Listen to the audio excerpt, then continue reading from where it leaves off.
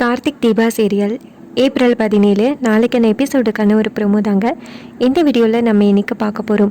எபிசோடை ஸ்டார்ட் பண்ணுறதுக்கு முன்னாடி இந்த வீடியோவை மறக்காமல் லைக் பண்ணிக்கோங்க. உங்களுடைய ஒவ்வொரு லைக்ஸும் அடுத்த வீடியோ போகிறதுக்கு எங்களுக்கு கொஞ்சம் இன்ட்ரெஸ்டிங்காக இருக்கும். என்ன நடக்குதுன்னா, நம்ம ஆனந்த் அருண் கிட்ட சொல்கிறாரு, கார்த்தி இந்த மாதிரி வேலை பார்ப்பான்னு நான் நினைக்கவே இல்லை அப்படின்னு. அதுக்கு அருண் சொல்கிறாரு, உனக்கு கார்த்தியை பற்றி தெரிஞ்சது அவ்வளோதான். கார்த்தி அமெரிக்காவில் படித்தான், ஆனால் இங்கே வந்து எல்லா வேலையுமே கற்றுக்கிட்டான். நீ நினச்ச கார்த்தி கண்டிப்பாக வேலை பார்க்க மாட்டான், வீட்டுக்கு கிளம்பிடுவான் அப்படின்னு. ஆனால் கார்த்தி ஒரு சவாலை கையில் எடுத்தா அதை முடிக்காமல் விட மாட்டான். அதை நீ யோசிக்க மறந்துட்ட அப்படின்னு.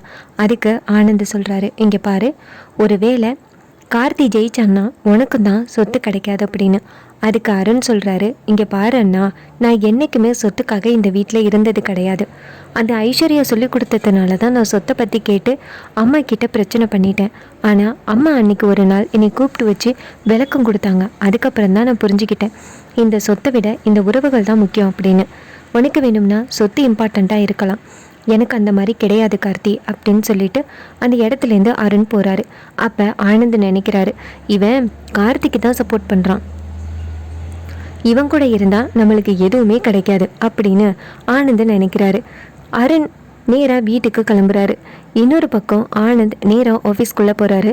அப்போ மேனேஜர் கேட்குறாரு, கார்த்திக் சார் ரொம்ப டேலண்டான ஆள் போல், வந்த உடனே ஈஸியாக மிஷினில் உள்ள எல்லா வேலையும் பார்த்துட்டாரே அப்படின்னு. அதுக்கு அருண் சொல்கிறாரு, ஆனந்த் சொல்கிறாரு, இங்கே பாரு, கார்த்தி இங்கே ஒரு லேபராக தான் வேலைக்கு வந்திருக்கான், அதை முதல்ல ஞாபகத்தில் வச்சுக்கோங்க அப்படின்னு. அந்த மேனேஜரும் சரி சார், இல்லை உங்கள் தம்பின்னு சொன்னேன் அப்படின்னு. அப்போ ஆனந்த் சொல்கிறாரு, யார் தம்பி? அவன் இங்கே வேலை பார்க்க வந்திருக்க வேலைக்காரன், அவனுக்கு எப்படி வேலை கொடுக்கணுமோ அதன்படி வேலை கொடுங்க, மற்றபடி அவனை இந்த கம்பெனிக்கோட முதலாளி மாதிரி நடத்தாதீங்க அப்படின்னு. அதுக்கு அவரும் சரிங்க சார், நீங்கள் சொன்ன மாதிரியே அவரை இங்கே வேலை பார்க்குற ஒரு தொழிலாளியாகவே நாங்கள் ட்ரீட் பண்ணுறோம் அப்படின்னு. அதுக்கப்புறம் மதியானம் சாப்பாடு. அப்போ கார்த்தி எல்லாருக்கும் முன்னாடியிலையும் உட்காந்து சாப்பிட்றாரு. அப்போ அவங்க எல்லாரும் சொல்கிறாங்க, சார் நீங்கள் எப்படிப்பட்ட ஆள் சார், ஏசியில் உட்காந்து சாப்பிட வேண்டிய ஆள், நீங்கள் ஏன் சார் இங்கே உட்காந்து சாப்பிட்றீங்க அப்படின்னு. அப்போ கார்த்தி சொல்கிறாரு, ஏன் நான் இங்கே உட்காந்து சாப்பிடக்கூடாதா அப்படின்னு.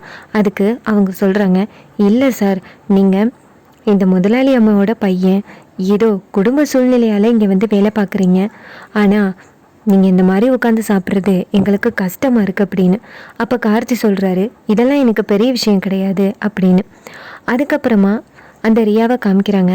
ரியா நேராக ஆனந்துக்கு கால் பண்ணி, என்னாச்சுங்க, அங்கே கார்த்தி கொஞ்சம் நேரத்தில் வீட்டுக்கு வந்துடுவாருன்னு சொன்னீங்க, இன்னும் கார்த்தி வீட்டுக்கு வந்த பாடே இல்லையே அப்படின்னு. அதுக்கு ஆனந்த் சொல்கிறாரு, காலையிலேயே என்ஜினில் ஒரு பிரச்சனை ஆயிட்டு, ஆனால் ஈஸியாக அந்த கார்த்தி அந்த மிஷினில் உள்ளதை அப்படியே சரி பண்ணிட்டான். நான் கூட நினச்சேன் அவன் வீட்டுக்கு வந்துடுவான் அப்படின்னு, ஆனால் அவன் எதிர்த்து போராடுறானா இருக்கான், அவனை ஒன்றுமே பண்ண முடியல அப்படின்னு.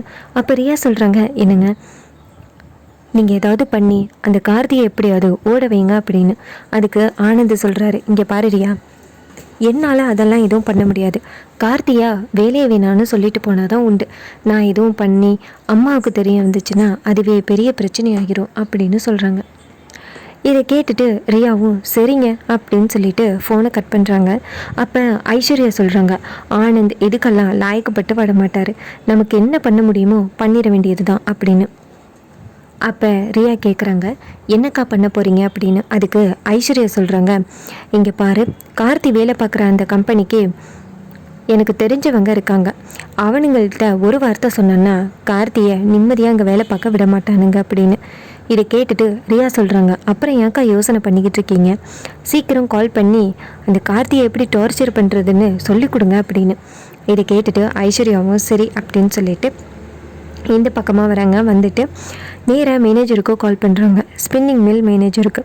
அவர் கால் அட்டன் பண்ணி, சொல்லுங்கள் மேடம், ரொம்ப நாள் ஆகிட்டு, இப்போல்லாம் நீங்கள் கால் பண்ணதே கிடையாது, திடீர்னு கால் பண்ணியிருக்கீங்களே, என்னாச்சு அப்படின்னு. அதுக்கு ஐஸ்வர்யா சொல்கிறாங்க, உங்களால் எனக்கு ஒரு சின்ன வேலை ஆக வேண்டியது இருக்குது அப்படின்னு. அதுக்கு அவங்க சொல்கிறாங்க, சொல்லுங்கள் மேடம், என்ன வேலைன்னு நாங்கள் உடனே முடிச்சிடுறோம் அப்படின்னு.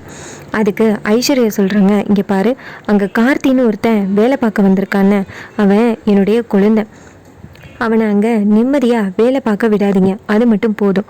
அவன் வேலையே வேணான்னு வேலையை தூக்கி வீசிட்டு வீட்டுக்கு வரணும் அப்படின்னு. இதை கேட்டுட்டு மேனேஜர் சொல்கிறாரு, மேடம் அவ்வளோதானா? இதுக்கு தான் ஆனந்த் சார் அவ்வளோ கோவப்பட்டாரா?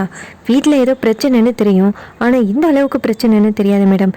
நீங்கள் கவலையே படாதீங்க, கார்த்தி இன்னைக்கு ஈவினிங்கே இந்த வேலையே வேணான்னு சொல்லிட்டு வீட்டுக்கு வருவார் அப்படின்னு. இதை கேட்டுட்டு ஐஸ்வர்யாவும், சரி வேலையை நல்லபடியாக முடிச்சேன்னா உனக்கு எவ்வளோ அமௌண்ட் வேணுமோ அதை மட்டும் சொல்லு, அதை அப்படியே அனுப்பி வச்சிட்றேன் அப்படின்னு ஐஸ்வர்யா சொல்கிறாங்க. இதை கேட்டுட்டு மேனேஜர் சொல்கிறாரு, மேடம் இன்னும் 2 மணி நேரத்தில் கார்த்தி ஐயோ அம்மான்னு வீட்டுக்கு ஓடியாருவான். நீங்கள் அதை வச்சு உங்களால் என்ன பண்ண முடியுமோ பண்ணிக்கோங்க, அப்புறம் எவ்வளோ அமௌண்ட் வேணுமோ அதை நான் சொல்கிறேன் அப்படின்னு. இதை கேட்டுட்டு ஐஸ்வர்யாவும் சரி அப்படின்னு சொல்கிறாங்க. அதுக்கப்புறமா மேனேஜர் நேராக கம்பெனிக்குள்ளே போகிறாரு.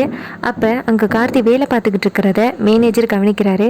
அப்போ அவருடைய ஆள் ஒருத்தரை கூப்பிட்டு, இங்கே பாரு, அங்கே கார்த்தின்னு ஒருத்தன் வேலை பார்த்துக்கிட்டு இருக்கானே, அவன் தான் நம்மளுடைய டார்கெட். நம்ம அவனை டார்ச்சர் பண்ணுற விதத்தில் அவன் இந்த இடத்த விட்டு ஓடணும் அப்படின்னு. அதுக்கு அவங்க சொல்கிறாங்க, சார் அதெல்லாம் பெரிய விஷயமே இல்லை, அதெல்லாம் நாங்கள் பார்த்துக்குறோம் அப்படின்னு.